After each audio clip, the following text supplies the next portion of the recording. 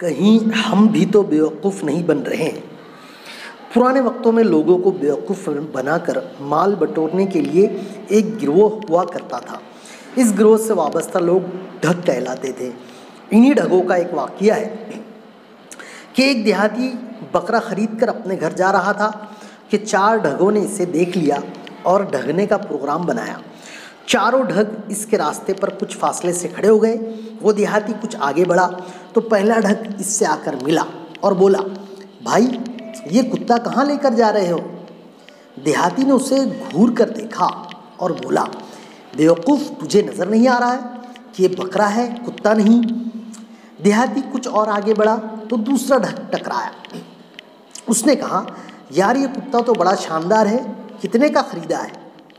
دیہاتی نے اسے بھی جھڑک دیا۔ اب دیہاتی تیز قدموں سے اپنے گھر کی جانب بڑھنے لگا، مگر آگے تیسرا ڈھگ طاق میں بیٹھا تھا جس نے پروگرام کے مطابق کہا، جناب یہ کتا کہاں سے لیا؟ اب دیہاتی تشویش میں مبتلا ہو گیا کہ کہیں واقعی کتا تو نہیں۔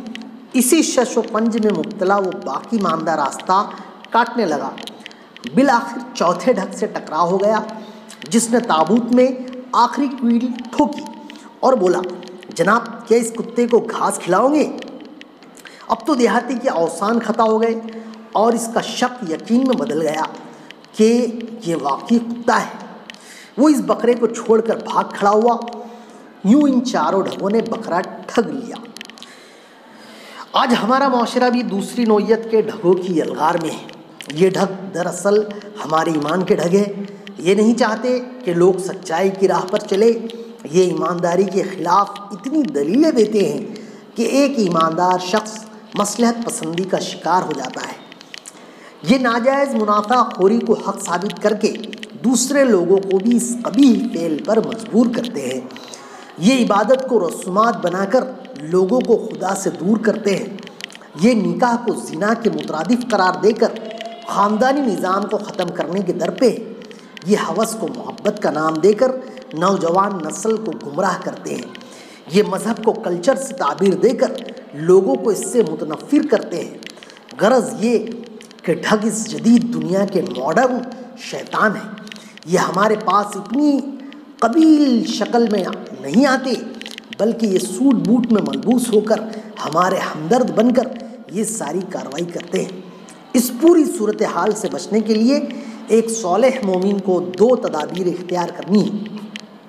ایک تو یہ کہ وہ حق و باطل کے معیار کو عوام الناس کی رائے سے اخذ کرنے کی بجائے وحی اور مسلمہ اخلاقی اصولوں سے اخذ کرے۔ دوسرا یہ کہ وہ ان شیطانوں کو پہچانے اور ان کی باتوں کو اہمیت نہ دے، ورنہ اس کا حشر اس دیہاتی کی طرح ہوگا جو بکرے کو کتا سمجھ بیٹھا تھا۔ آج کی کہانی اتنی۔ مزید کہانیز کی ویڈیوز دیکھنے کے لیے ہمارے چینل کو اگر سبسکرائب نہ کیا ہو تو برائے مہربانی چینل کو سبسکرائب کیجیے۔ سبسکرائب کرنے کا کوئی چارج، کوئی فیس نہیں ہے۔ تو چلیے، خدا حافظ۔